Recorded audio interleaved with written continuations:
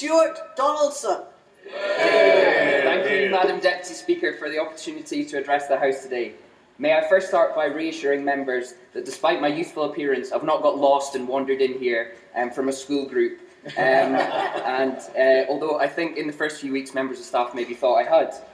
It's also getting on a bit, but it's not quite past my bedtime.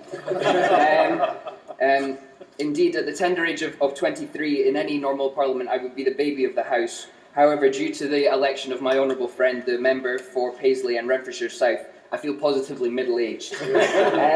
Being the second youngest member, I've missed out on much of the press coverage because nobody cares about the middle child.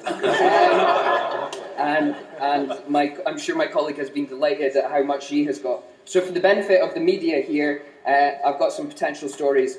I also have spent some of my salary on fast food, and I've not eaten a chip butty on the terrace, but I've eaten a salad. I don't know if that helps.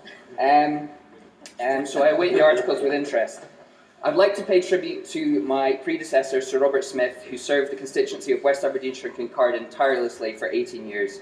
Sir Robert had a reputation of working hard for his constituents and championing issues that were important to them. That is something I hope to emulate and excel at over the course of this Parliament. I wish Sir Robert well for the future. Members may not be aware of my family history in this place. My late grandfather, Hamish Watt, served as the MP for Banffshire from 1974 to 1979. I understand that due to his use of the North East dialect of the Doric, Hansard often had a job deciphering exactly what he said.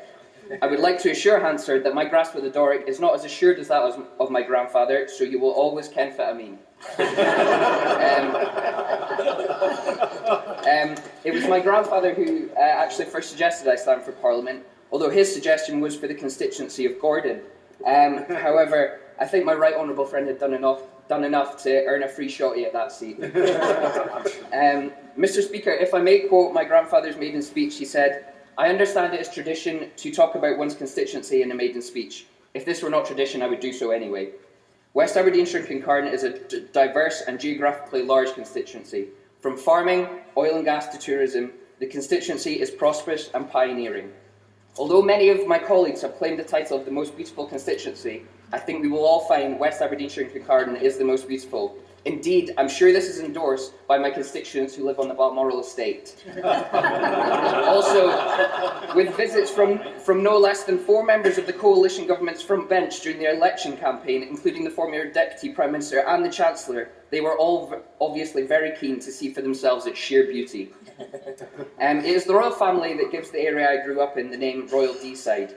The gateway to Royal Deeside is Banchory, right in the heart of West Aberdeenshire and Kincardine. Banchory has well-known features such as Sculty Hill with its tower monument and the beautiful Falls of Youth. Banchory is also the birthplace of the famous fiddler James Scott Skinner, who was also asked by Queen Victoria to teach calisthenics to the royal household. My former high school, Banchory Academy, is one of the highest achieving in Scotland.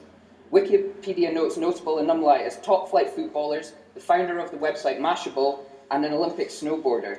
A prestigious and high-quality list, I'm sure you'll agree, although it's somewhat diminished by my name being elected as an honourable member to this place. Despite the... Banchory also has the title of having the most 4x4s per head of population anywhere in the UK. At least they actually need them, unlike the previous title holder, Chelsea. But despite this obvious affluence, there's a food bank in Banchory. I have no doubt that this is due to some of the austerity agenda of the previous government and this one, and the punitive measures inflicted on some of the most vulnerable in our society. Moving up Royal Deeside, we come to Ballater. In the week following my election, there was the shocking news that the historic Ballater Royal Station, used by Queen Victoria, had burnt down. The station was very much a focal point for the village and for tourists coming to the area, and I am pleased to say the station will be rebuilt. And I would like to reassure members and the public that Ballater is still very much open for business, and I should think so for a village with more royal warrants than any other. Mr. Speaker, Madam Deputy Speaker, in the southern part of my constituency we have Stonehaven and the Mearns. Stonehaven is famous for its Art Deco, Olympic-sized, heated, saltwater outdoor swimming pool, the northernmost Lido in the UK. It's also famous for its magnificent Hogmanay Fireball celebration, and it is truly a sight to behold. It is also the birthplace of Robert William Thompson, who at 23 painted in the pneumatic tyre. The Mearns is an area immortalised by Lewis Grassick Gibbon in his book Sunset Song. I understand visitors to the Grassick Gibbon Centre are occasionally disappointed to find out it has nothing to do with monkeys. I believe that applies to my honourable friend sitting to my left. But it's still very much worth a visit. Where my constituency meets Aberdeen sits West Hill. West Hill is the global centre of excellence in subsea engineering. The companies based there are the best in the world and export their expertise and skills around the globe. However, even they have been affected by the recent downturn in the oil price. That is why I have and will continue to push the government to work with the industry to ensure stability and long-term employment for this important industry. Afford, in the north of my constituency, hosts a statue of a bull to symbolise the historic connection between the celebrated Aberdeen Angus breed and the town.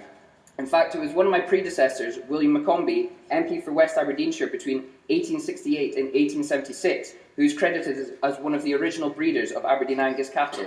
This breed is said to have many good characteristics. They are resistant to harsh weather, adaptable, good-natured, and mature extremely early. I think I share some of these characteristics. Although in the last couple of days I've found I'm not so resistant to harsh weather.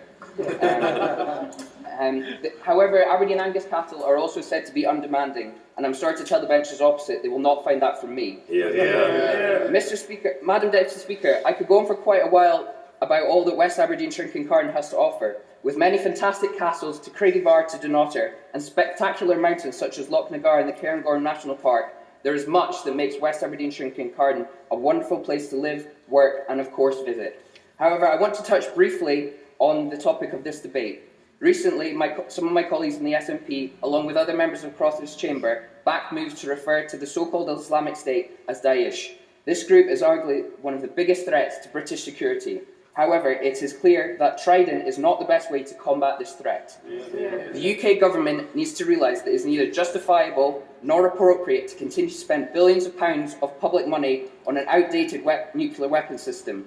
This is the wrong priority for defence spending, and this money could be better spent on our NHS, education system, and ending austerity. We on these benches oppose Trident with the understanding of new challenges we face in terms of international security. But these challenges do not require and would only ever be exacerbated by the threat and use of nuclear weapons. I look forward to the presentation of the Strategic Defence and Security Review and can only hope it will reflect the need to prioritise new and evolving security threats and will include provisions to ensure that the Ministry of Defence engages with the Scottish Government to take account of security concerns affecting the Scottish people. Madam Deputy Speaker, like my stature, I've tried to keep this speech short. It has been an honour to be called on to make my maiden speech today, and I would like to thank you, as well as the constituents of West Aberdeenshire and Kincardine, for giving me the opportunity to speak in this place.